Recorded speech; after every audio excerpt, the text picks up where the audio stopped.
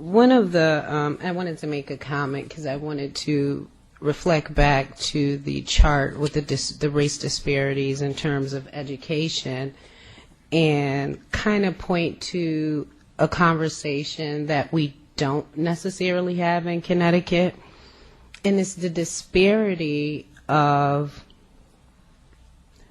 blacks and Latinos in terms of employment and how the politicians kind of play that thing, right? And, you know, well, they're growing in population, therefore, you know, those resources tend to lean towards the Latino community in some senses. When you go downtown to all of the restaurants, you never see one black waitress, but yet you see in Hartford, in all of the restaurants, I'm in them, you never see like black waitresses, or you see Latinos, but clearly they're the bus folks or whatever. And in Connecticut, I think we're not having the real conversation on, in terms of the relationships between blacks and Latinos, who's really losing.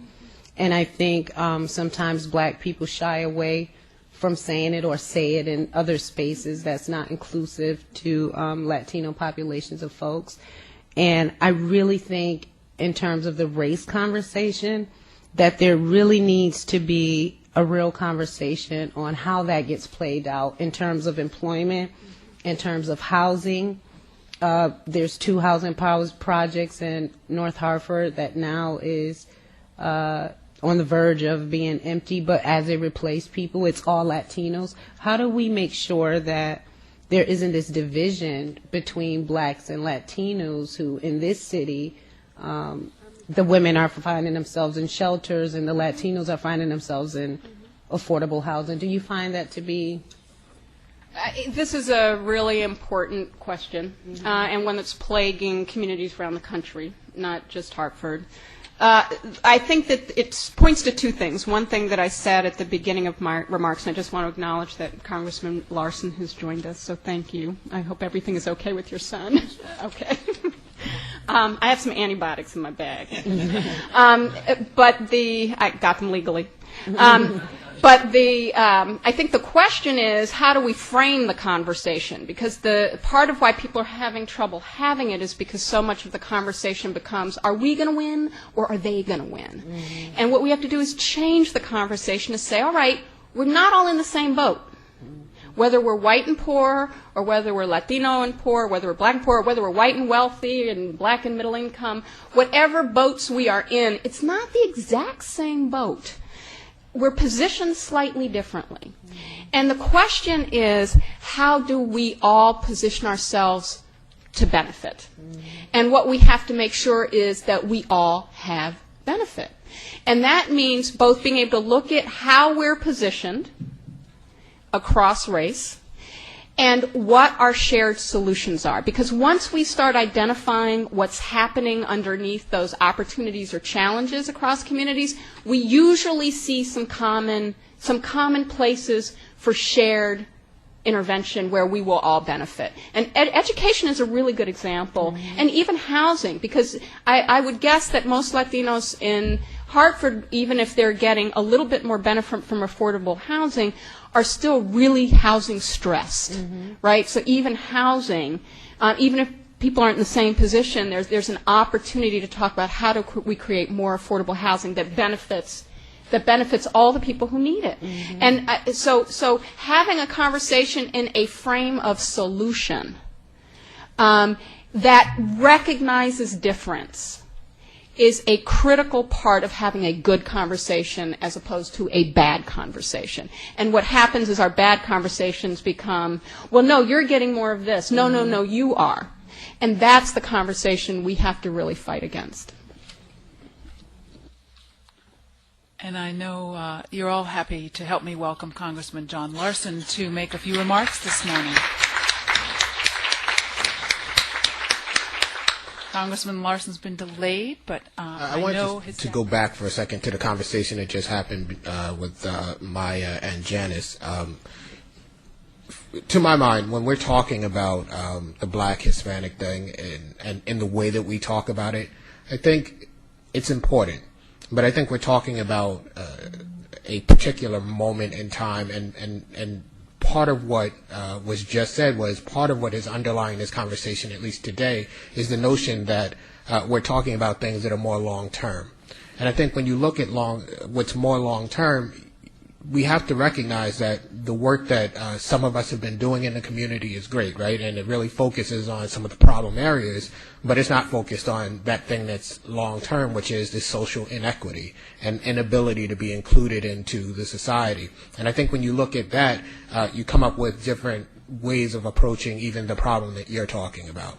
So for me, when I was in the community doing that type of work, the most important thing to me wasn't the particular issue area I was working on, but it was what I could do to help, not to make it happen, but to help the community I was working with get to the point where they could have a real voice. And so the work that I was invested in was work of contact, and not just contact between me and the community, but the community to itself, so that they could build relationship amongst themselves so that they could figure out what it was they wanted.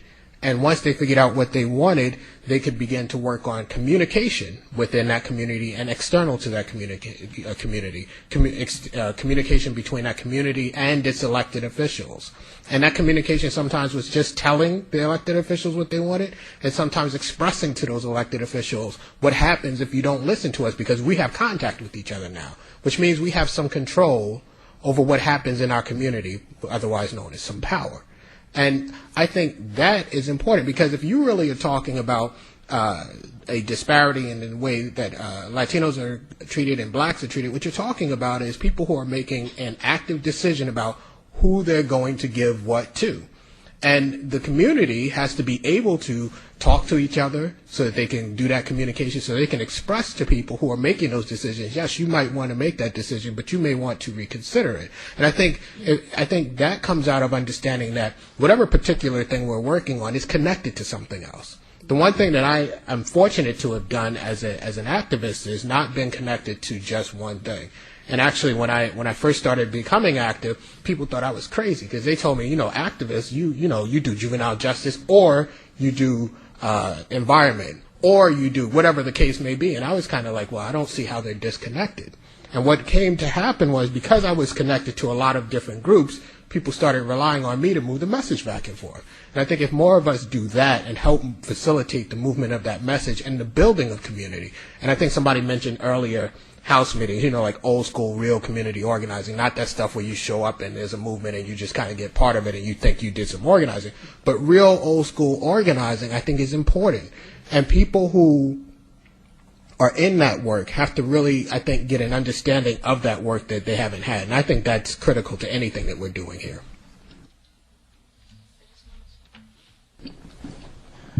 I just think that one of the, I think what you're saying is absolutely correct. I think one of these important, honest conversations, we've been talking about really being honest about these conversations around race, that being an immigrant, I grew up in Kingston, Jamaica, is issues around race within people of color. And for me, coming to the United States, even just 7.5 years ago, I was born and raised in Kingston, Jamaica, I've never been so aware of my color as I have been since working in this country. Growing up in Jamaica, clearly we're over 95% black, so it's not like anybody needs to ask you what you are. However, I grew up in the 5% that was very diverse.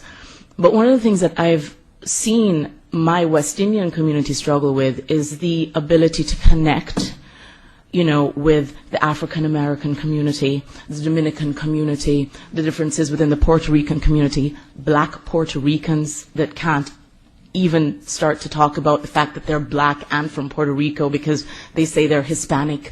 So this is a conversation we need to have, because we won't be able to build a community when we talk about being black in America. There really is no black community. There's no umbrella black community, because I couldn't find my community.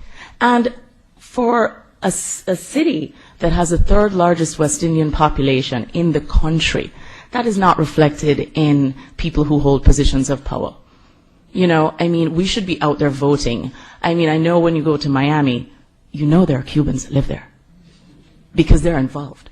But West Indians are not. But when you go to Toronto, you feel their presence. So for me personally, I'm struggling with, how do I start that conversation? How do I point them to a place of action? How do we, because we're all coming from different places from Jamaica too. I am not the same Jamaican that, you know, the guy that owns the restaurant on Albany Avenue that the person that is in Bloomfield is. Jamaica is a small country. But so I'm just using that to say that there are many of those issues within these communities of colors that are not addressed, and then they get kind of covered over when we talk about blackness. So I would be interested in figuring out how we could even start talking about getting to a constructive place of community. I so appreciate this conversation because of people's honesty and willingness to raise the hard questions, which is exactly what needs to happen.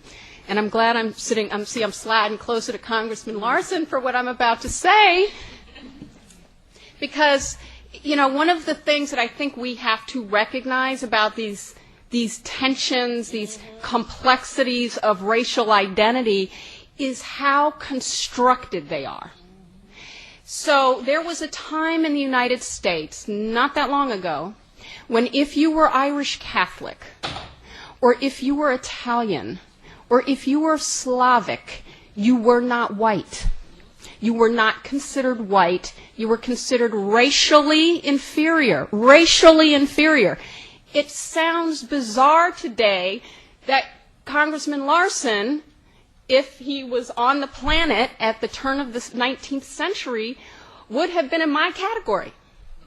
But there were actually black codes in the South that would have, you'd have been a Negro. So now that we know we're related,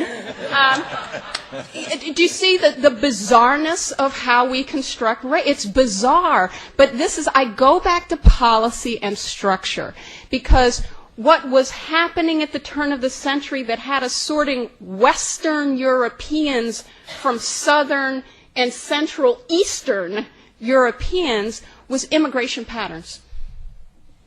Was the rapid in-migration of the Irish. In New York, I think in 1 year got 1 million Irish Catholic immigrants. And they had codes, and they were barred, and they were not, and and they were struggling to find their position relative to black people, because the only thing less than Irish was black. The only thing that worse. I mean, the one agreement was, you know, really bad to be Irish, little bit worse, not even a lot, little bit worse to be black, particularly in New York. And I say that because we have never, it ain't new. And we have always struggled with it. The construct is the policies that sort us based on our opportunity. What shifted for Irish and Italian and Slavic immigrants was two things. Tammany Hall, the Democratic machine, that said, if we let Irish people vote and convince them to vote for us, we will run this state. And there was a time in New York state history where you did not need to be a citizen of the United States to vote in state election. How's that for an eye-opener? Now, it was political calculus and maybe arguably in not the most positive way, but my point is that began the shift. A recognition that we actually have to think about how this is an asset. But I mean not in the Tammany Hall way. I mean in a much more positive way. So this conversation about black position and what's blackness and, you know, West Indian immigrant versus descendant of North American slaves and Puerto Rican blackness. I mean, this is really all about a policy construct, and where we have eliminated, where whiteness became a much more large and inclusive concept, was in creating communities that were integrated, that were no longer ghettoized around what part of Europe you came from. It was called the suburb. We, in the face of rapidly changing immigration and where we're countries of origin, we're coming into a construct on race. And what we have to recognize is, again, we can change the construct. So rather than trying to understand how we should think of ourselves, I think we have to think about how we should think about our relative position to prosperity and recognize that we all have to get there together. Thank you, Maya. Yes, sir. Push that button and speak. All right. Hi, my name is Steve Hurley. I'm a social work grad student at University of Connecticut. I hear that most of this is about the whole talking about